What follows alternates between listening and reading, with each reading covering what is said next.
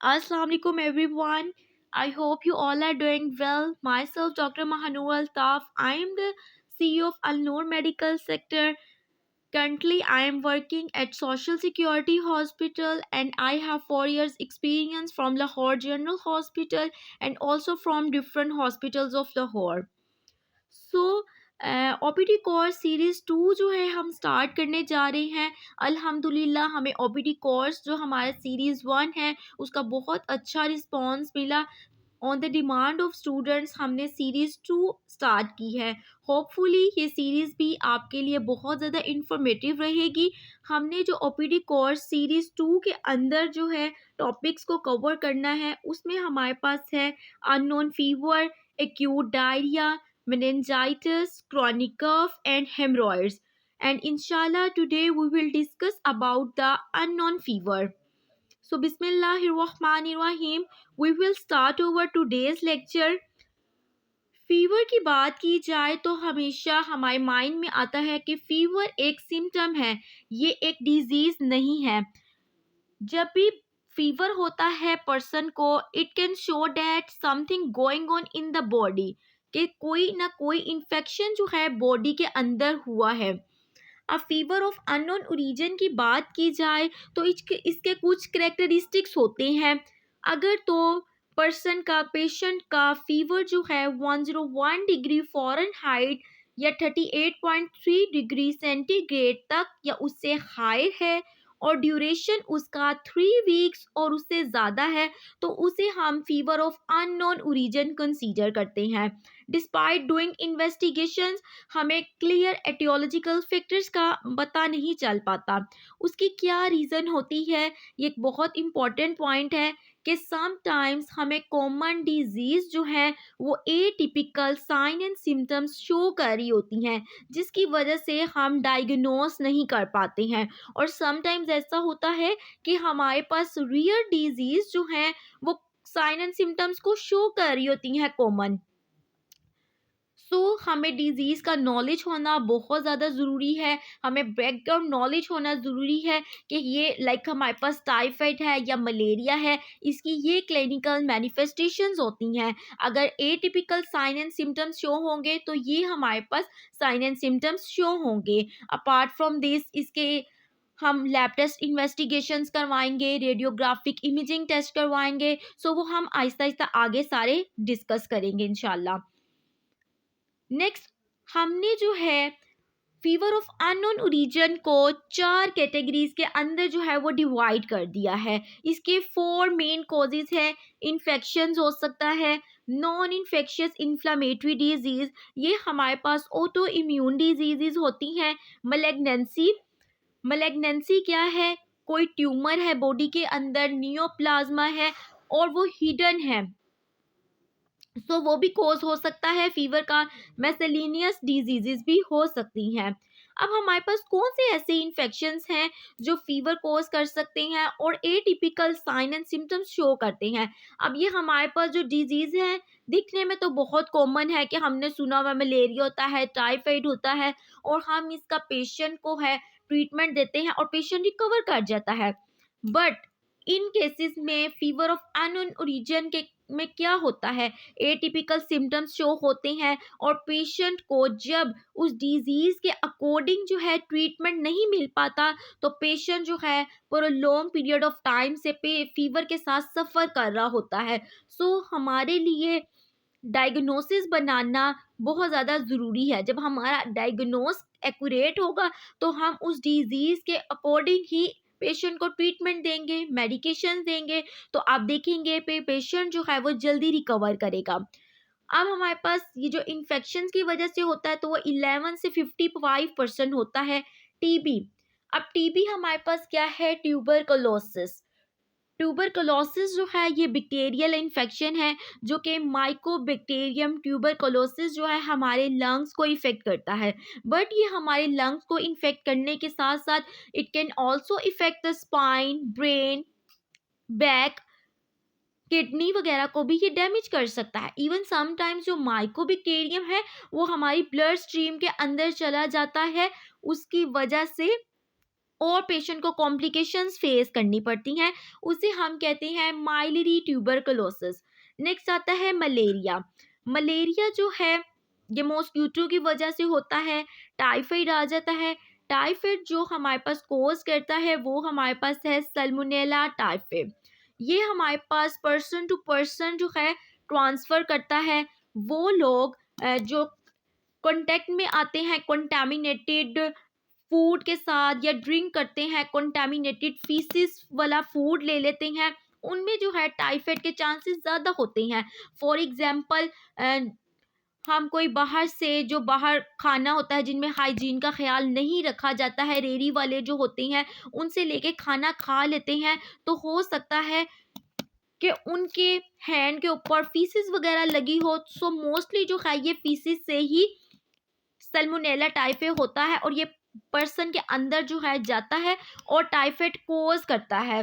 सो जब भी हम पेशेंट की हिस्ट्री लेंगे, हमने पेशेंट की जो है थ्रू आउट द हिस्ट्री लेनी है कि उसने पहले क्या खाया। उसके अलावा हमने पेशेंट से पूछना है कि उसका जो है क्या ऑक्यूपेशन है, क्योंकि कुछ ना कुछ हद तक जो है ये जो हाँ हिस्ट्री है, जो ऑक्यूपेशन है, हमें हिंट देता है, हमें क्लू देता है कि हम अपना एक्यूरेट डायग्नोसिस बना सकें।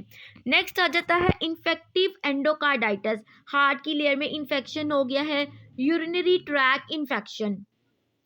अब यूरिनरी ट्रैक इन्फेक्शन है, हो सकता है कि पेशेंट को ये इन्फेक्शन हो बट कोई बर्निंग मैक्चुरेशन नहीं है, फ्रीक्वेंट यूरिनेशन नहीं है, यूरिन में ब्लड नहीं आ रहा, बट फिर भी यूरिनरी ट्रैक इन्फेक्शन है, हिडन जो है इन्फेक्शन है। सो हमने कुछ इन्वेस्टिगेशंस है उनके थ्रू जो है रूल आउट करना है। ब्रूसिलोसिस जो है ये बैक्टीरियल इन्फेक्शन है। इसमें बेसिकली क्या होता है कि हमारे पास ब्रूसिला स्पीशी होती है, ये बेसिकली इन्फेक्ट करती है कैटल को, गोट को, शीप को। और जब कोई ह्यूमन जो है कांटेक्ट में आता है इन्फेक्टेड एनिमल्स के साथ या फिर एनिमल इन्फेक्टेड एनिमल के जो है डेयरी प्रोडक्ट खा लेता है या उसका गोश्त खा लेता है, सो उनमें जो है ब्रूसिलोसिस के चांसेस ज़्यादा होते हैं, बट ये एक रियर डिजीज़ है।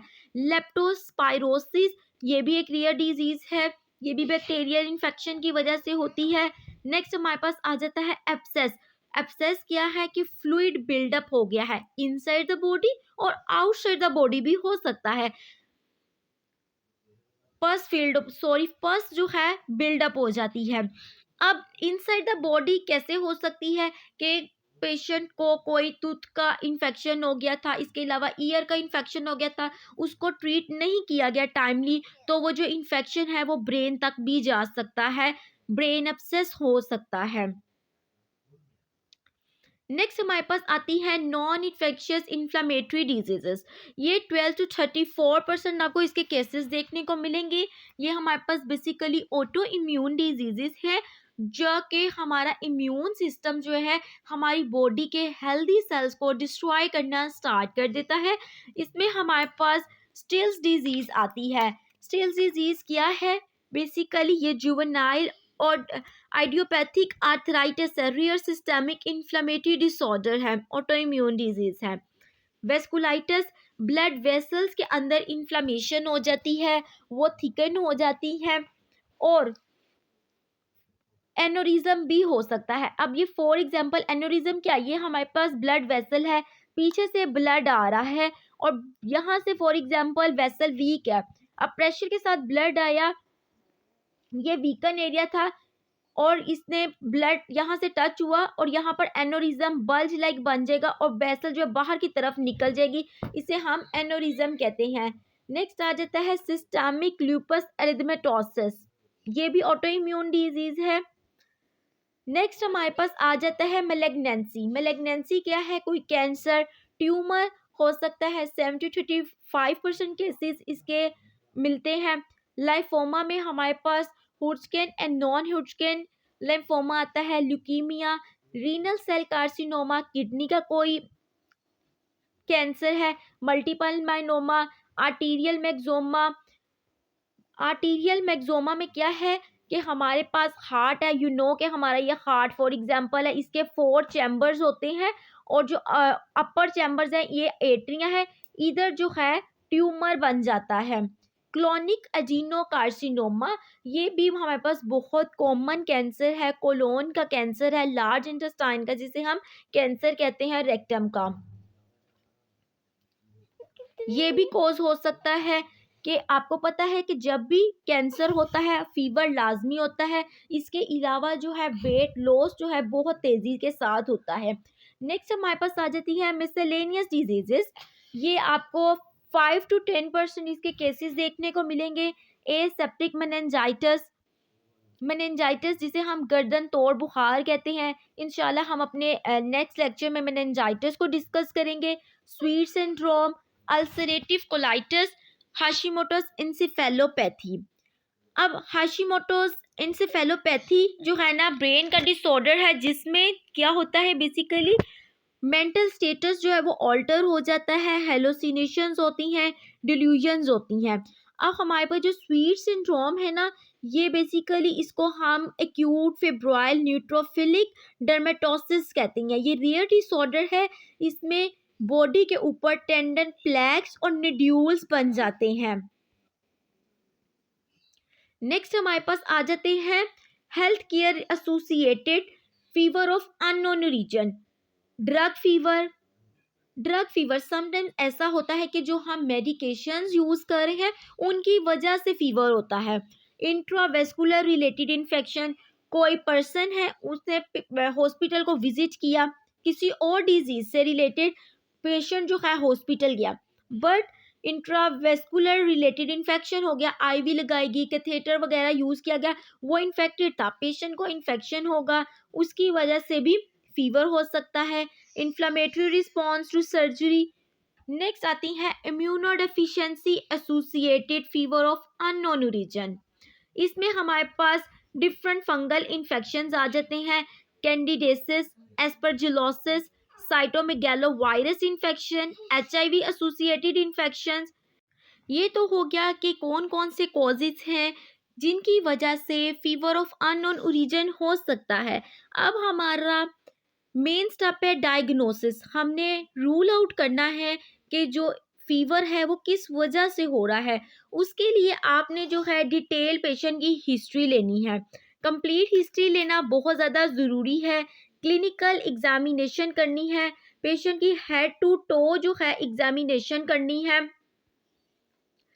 इसके अलावा जो है न्यूरोलॉजिकल हिस्ट्री लेनी है, एब्डोमिनल हिस्ट्री लेनी है, इसके अलावा लीवर की हिस्ट्री लेनी है, पेल्विस की हिस्ट्री लेनी है, यूरिनरी ट्रैक की हिस्ट्री लेनी है, ईयर की हिस्ट्री लेनी है। बिकॉज ये हिस्ट्री लेने का क्या फ़ायदा होगा कि आपको कोई ना कोई हिंट मिलेगा जिसकी वजह से आप डायग्नोज कर पाएंगे कि पेशेंट को जो फीवर है इस कॉज की वजह से हो रहा है। नेक्स्ट हमने लैब टेस्ट कुछ करवाने हैं, सीबीसी चेक करवाना है, ईएसआर चेक करना है। ईएसआर क्या है? Erythrocyte sedimentation rate.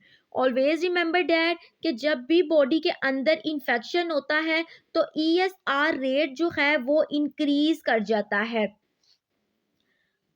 ESR rate जो है अगर वो ग्रेटर है 100 millimetre per hour with thrombocytosis. Thrombocytosis क्या है? High platelet count. तो हो सकता है हम हमारे माइंड में क्लिक कर सकता है कि ये टीबी की वजह से हो, टीबी हो सकता है, मैलिग्नेंसी हो सकती है, या कनेक्टिव टिश्यू कोई डिजीज हो सकती है। इसके अलावा भी हम फर्दर इन्वेस्टिगेशन करेंगे जिसकी वजह से हम अपने फाइनल डायग्नोसिस की तरफ जा सकेंगे। अगर ईएसआर जो है वो ग्रेटर 100 मिलीमीटर पर आवर से ज़्यादा है विदाउट थ्रोम्बोसाइटोसिस, प्लेटलेट जो है वो काउंट हाई नहीं है, देन इट्स मीन ये वायरल इन्फेक्शन हो सकता है। लीवर फंक्शन टेस्ट करवाएंगे। लीवर फंक्शन टेस्ट क्यों करवाएंगे? इसमें हम लोग चेक करेंगे अल्कलाइन एएलटीज लेवल चेक करेंगे, अल्कलाइन फोस्फेटेज लेवल चेक करेंगे। अगर एलिवेटेड एएलटीज लेवल है एलानिन अमाइनो ट्रांसफिरेज, तो इट्स मीन कि हो सकता है कि ऑटो इम्यून हेपेटाइटिस हो यंग फीमेल्स के अंदर। एलडीएच लेवल चेक करेंगे, सीरम इलेक्ट्रोलाइट्स चेक करेंगे। एलडीएच जो है हमारे पास लैक्टेट डिहाइड्रोजिनेज है, ये हमेशा इन्फेक्शन के केस में बढ़ जाता है। बट अगर इसकी अमाउंट जो है थाउजेंड्स में आ जाए तो डेफिनेटली कोई हिडन मैलिग्नेंसी है बॉडी के अंदर, कोई ट्यूमर है बॉडी के अंदर। अगर LDH लेवल जो है वो 1000 से ज़्यादा आ जाए, थाउजेंड्स में आ जाए। चेक सीरम कैल्शियम लेवल हमने चेक करना है। इसके अलावा हमने यूरिन कल्चर टेस्ट करवाना है। उसके करवाने का क्या मकसद है कि अगर यूरिनरी ट्रैक का कोई इन्फेक्शन है तो हमें पता चल जाए। ब्लड कल्चर टेस्ट करवाना है। CKL लेवल चेक करना है। क्रिएटिन काइनेज लेवल, ये हमारे पास मायोपैथीज के केस में इंक्रीज कर जाता है। हमने ब्लड कल्चर टेस्ट जो है इसके 3 सेट्स लेने हैं और लाजमी तौर पर करवाना है। इवन के पेशेंट अगर एंटीबायोटिक्स भी ले रहा है, समटाइम्स यूँ होता है कि पेशेंट जब अब आपके पास आता है, डॉक्टर के पास आता है, तो वो ऑलरेडी एंटीबायोटिक्स का इस्तेमाल कर रहा होता है। तो जब हम ब्लड कल्चर करवाते हैं तो हो सकता है कि वो नेगेटिव आ जाए, बट फिर भी हमारे लिए कंपल्सरी है कि हमने ये टेस्ट लाजमी करवाना है। नेक्स्ट हम रेडियोग्राफिक इमेजिंग को देखें तो इसमें हमने चेस्ट एक्सरे करवाना है, CT स्कैन करवाना है। चेस्ट एक्सरे करवाने से क्या होता है कि हमें मालूम हो जाता है कि TB तो नहीं है, लंग की कोई पैथोलॉजी तो नहीं है, लंग में कोई इन्फेक्शन तो नहीं हुआ, नमूनिया तो नहीं है। ये सारी चीज़ें हमने देखने के लिए रेडियोग्राफिक इमेजिंग टेस्ट भी करवानी है। इसके अलावा एब्डोमिनल, पेल्विस, अल्ट्रासाउंड करवानी है। उससे भी अगर डायग्नोज नहीं हो रहा देन हमने अल्ट्रासाउंड की तरफ मूव करना है। इसके अलावा जो हम बेसलाइन टेस्ट में करवाएंगे वो हम चेक करेंगे प्रोकैल्सिटोनिन लेवल को। प्रोकैल्सिटोनिन लेवल जो है हमारे पास हमेशा इन्फेक्शन के केस में इंक्रीज कर जाता है, ये इंक्रीज कर जाता है। बट ये बैक्टीरियल इन्फेक्शन में इंक्रीज होता है, बट नॉर्मल होता है नॉन इन्फेक्शियस इन्फ्लेमेटरी डिजीज के अंदर। जो हमारे पास CRP है, सी रिएक्टिव प्रोटीन जो है ये भी इन्फेक्शन के केस में इंक्रीज कर जाती है और प्रोकैल्सिटोनिन लेवल भी इन्फेक्शन के केस में इंक्रीज कर जाता है। CRP जो है ऑटो इम्यून डिजीज है, नॉन इन्फेक्शियस इन्फ्लेमेटरी डिजीज है, उसमें भी इंक्रीज करता है। अगर इन्फेक्शियस डिजीज है उसमें भी इंक्रीज कर जाता है। बट प्रोकैल्सिटोनिन लेवल बैक्टीरियल इन्फेक्शन हो तो उस केस में तो इंक्रीज करता है। अगर ऑटो इम्यून डिजीज है तो उसमें ये नॉर्मल ही आता है। सो हमें ये एक चीज़ क्लियर हो जाती है प्रोकैल्सिटोनिन लेवल के थ्रू कि हमारे पास ऑटो इम्यून डिजीज़ है या फिर कोई इन्फेक्शन है, वायरल है, बैक्टीरियल है, फंगल है या पैरासाइटिक है। ओके, नेक्स्ट हमारे पास आता है नेप्रोक्सिन टेस्ट। अब नेप्रोक्सिन टेस्ट क्या है? अब समटाइम्स क्या होता है कि पेशेंट को मेडिसिन दे रहे हैं, फीवर जो है वो सबसाइड नहीं हो रहा, तो हम नेप्रोक्सिन टेस्ट करवाते हैं। नेप्रोक्सिन टेस्ट करवानी है और हमने इसमें देना है 375 मिलीग्राम पर ओरली BD जो है दिन में 2 टाइम जो है नेप्रोक्सिन देनी है। ये हमारे पास एनसिज है। इसके अंदर कुछ ऐसी मीडिएटर्स होते हैं जो कि कुछ ऐसे मीडिएटर्स होते हैं जो कि मैलिग्नेंसी को प्रोड्यूस कर रहे हैं, उसको कम कर देते हैं। अगर तो नेप्रोक्सिन लेने से फीवर कम हो जाता है तो इट्स मीन के बॉडी के अंदर कोई हिडन ट्यूमर है। अगर नेप्रोक्सिन लेने से फीवर जो है वो कम नहीं हो रहा, इट्स मीन के मैलिग्नेंसी नहीं है। एक बार मैं दोबारा से ये पॉइंट बता देती हूँ ताकि आपको क्लियर हो जाए। नेप्रोक्सिन टेस्ट करवाते हैं अगर बॉडी के अंदर मैलिग्नेंसी है या हिडन ट्यूमर है तो फीवर जो है वो सबसाइड हो जाएगा। बट अगर मैलिग्नेंसी नहीं है तो फीवर जो है वो रहेगा, इंक्रीज रहेगा, प्रोलोंग रहेगा, वैसे ही पेशेंट की कंडीशन थ्रू आउट द रहेगी नेप्रोक्सिन टेस्ट को करते हुए भी। नेक्स्ट आ जाते हैं, अगर तो हमें बेसलाइन टेस्ट से डायग्नोस हम नहीं कर पाए, रूल आउट नहीं हो पाया, देन हम चलते हैं एडवांस टेस्ट के ऊपर। एडवांस टेस्ट में हम क्या करवाते हैं? पेट स्कैन करवा सकते हैं। इसके अलावा CT टैप करवाएंगे जिसमें एब्डोमिनल, पेल्विस का आ जाएगा, बायोप्सी करवाएंगे, बोन मैरो कल्चर टेस्ट करवाएंगे। बोन मैरो कल्चर टेस्ट जो है ना वो हमें 99.9% एक्यूरेट रिजल्ट देता है।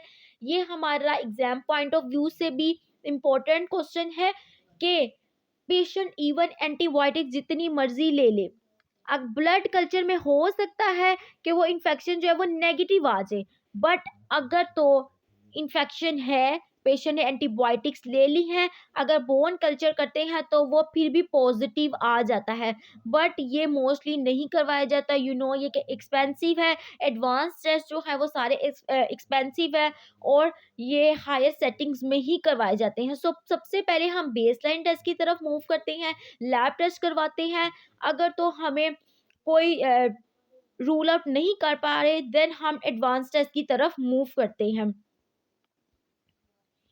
नेक्स्ट हमारे पास आ जाती है मैनेजमेंट, किस तरह से हम मैनेज कर सकते हैं। अगर तो पेशेंट का ड्रग रिलेटेड फीवर है, हम इस कोर्स को जानने के लिए जो है ना, पेशेंट कोई भी एंटीपायरेटिक्स ले रहा है, ग्लूकोकोर्टिकोइड्स ले रहा है, उसको 72 आवर्स के लिए जो है ना, पेशेंट को कहते हैं कि उसने नहीं लेने हैं। इससे क्या होता है कि अगर 72 आवर्स के अंदर ये टेस्ट करने से पेशेंट का फीवर कम हो जाता है, तो इट्स मीन कि ये ड्रग रिलेटेड फीवर है। अगर वो कम नहीं होता फीवर, देन इट्स मीन कि वो ड्रग रिलेटेड फीवर नहीं है, बल्कि ये हमारे पास कोई और कोज है। टाइफाइड हो सकता है, मलेरिया हो सकता है, मेनिंजाइटिस हो सकता है, मेलिग्नेंसी हो सकती है। सो वो हम जो है अपने बेसलाइन टेस्ट के थ्रू जो है रिकॉग्नाइज करेंगे, डायग्नोज करेंगे। अब कुछ एक्सेप्शन आ जाती हैं जिन केसेस में हम ऐसा नहीं कर सकते, पेशेंट की मेडिकेशंस नहीं रुकवा सकते, और जब हमने ये टेस्ट करवाना होता है, पेशेंट की पहले काउंसलिंग की जाती है, पेशेंट को बताया जाता है कि ये टेस्ट आपके लिए कितना इम्पोर्टेंट है, इसके थ्रू जो है हम एक्यूरेट जो है कोर्स की तरफ जा सकते हैं। अब कौन सी एक्सेप्शन है जिसमें हम मेडिसिन को नहीं रोक सकते। अगर पेशेंट आपके पास आया है, उसको प्रोलॉन्ग फीवर है, 3 वीक से ज़्यादा फीवर था, बट साथ सीवियर हेडेक है, टेम्पोरल के रीजन पर टेंडरनेस है, ठीक है, डबल विजन शो हो रही है, सो उस केस में हमने जो है मेडिकेशन पेशेंट की नहीं रोकनी है। इसमें क्या होगा, टेम्पोरल आर्टरी के अंदर इन्फ्लेमेशन हुई होगी। ओके, अगर पेशेंट आपके पास आ रहा है, फीवर पेशेंट को है, लेकिन साइन एंड सिम्टम्स एटिपिकल हैं, बट पेशेंट स्टेबल है, जस्ट फीवर है, सो उस केस के अंदर हमने ये वाला टेस्ट करवाना है। 72 आवर्स के लिए कोई भी मेडिकेशन नहीं देनी है। Okay, next, avoid empirical antibiotics in stable patient if don't know the cause. अब एक्सेप्शन आ जाती हैं। एंटीबायोटिक्स जो हैं कौन से पेशेंट के अंदर हमने नहीं रोकनी है। अगर आपको सस्पेक्टेड है कि माइलरी ट्यूबरकुलोसिस है, माइलरी ट्यूबरकुलोसिस क्या है कि ब्लड स्ट्रीम के अंदर माइकोबैक्टीरियम चला जाता है, ठीक है, और आप जब चेस्ट एक्सरे करवाते हैं माइलरी टीबी के अंदर थ्रू आउट द लंग्स जो है पेशेंट के आपको वाइट स्पॉट्स नजर आएंगे जो कि माइलरी ट्यूबरकुलोसिस को शो करते हैं। इसके अलावा अगर कल्चर नेगेटिव इन्फेक्टिव एंडोकार्डाइटिस है, न्यूट्रोपेनिक फीवर है।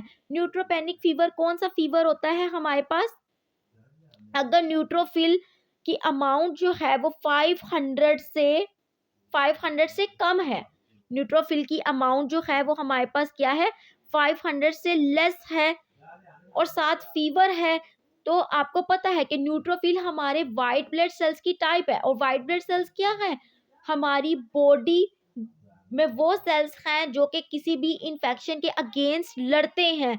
अगर वो कम हो गए हैं तो उस केस में भी हमने एंटीबायोटिक्स नहीं रोकनी, बल्कि पेशेंट को एंटीबायोटिक्स देने हैं। It's all done from my side. So एक बार समराइज कर लेते हैं कि हमने आज के लेक्चर में क्या क्या डिस्कस किया है।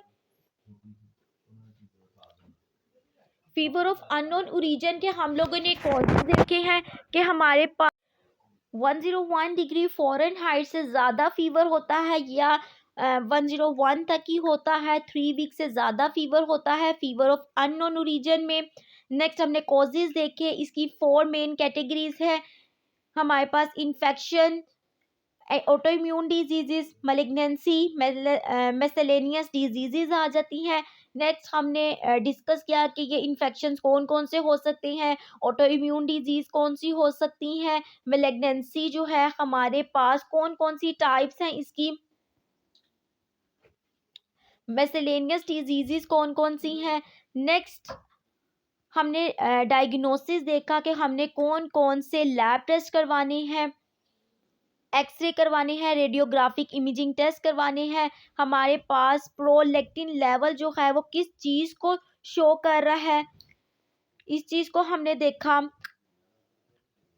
नेक्स्ट हमने नेप्रोक्सिन टेस्ट करवाना है, नेप्रोक्सिन टेस्ट के बाद हमारे पास एडवांस टेस्ट कुछ आ जाते हैं, वो हमने देख लिए। और लास्ट पर हमने देखी है मैनेजमेंट। अब मैनेजमेंट जो है पेशेंट की उस डिजीज़ के अकॉर्डिंग जो है डिपेंड कर रही है। अगर पेशेंट को टाइफाइड है, टाइफाइड का ट्रीटमेंट पेशेंट का चलेगा, एक पेशेंट का स्पेसिफिक ट्रीटमेंट चलेगा और सपोर्टिव ट्रीटमेंट भी चलता रहेगा। टाइफाइड और मलेरिया का जो कोर्स केसेस है हम लोगों ने ओपीडी कोर्स सीरीज़ 1 में डिस्कस किए हैं। अगर आपने वो हमारा कोर्स जो है वो लेक्चर्स नहीं अटेंड किए हैं तो आपके यूट्यूब पर लेक्चर्स जो है प्लेलिस्ट में ओपीडी सीरीज़ के प्रेजेंट है, आप वहां जाकर जो है लेक्चर देख सकते हैं। वहां पर प्रॉपर सारी मेडिकेशन जो है मेंशन है कि हमने किस तरह से ट्रीटमेंट प्रोटोकॉल टाइफाइड मलेरिया के पेशेंट का सेट करना है। नेक्स्ट हमारे पास मेनिंजाइटिस आ जाता है, वो इंशाल्लाह आने वाले लेक्चर्स में हम लोग डिस्कस करेंगे। और बाकी जितनी भी डिजीज़ हैं ये सारी जो है इनका ऑलमोस्ट 1 आवर का और 1.5 आवर का जो है कंप्लीट लेक्चर बनता है, जिसमें हम लोग सारी मेडिकेशंस को, इसके ट्रीटमेंट को, मैनेजमेंट को डिस्कस करेंगे इंशाल्लाह। वो हमारा सीरीज़ 3 में आएगा। सो उम्मीद करती हूँ कि आज का लेक्चर जो आपके लिए बहुत इंफॉर्मेटिव रहा होगा। इंशाल्लाह कल के लेक्चर में हम लोग डिस्कस करेंगे हेमरॉइड्स को।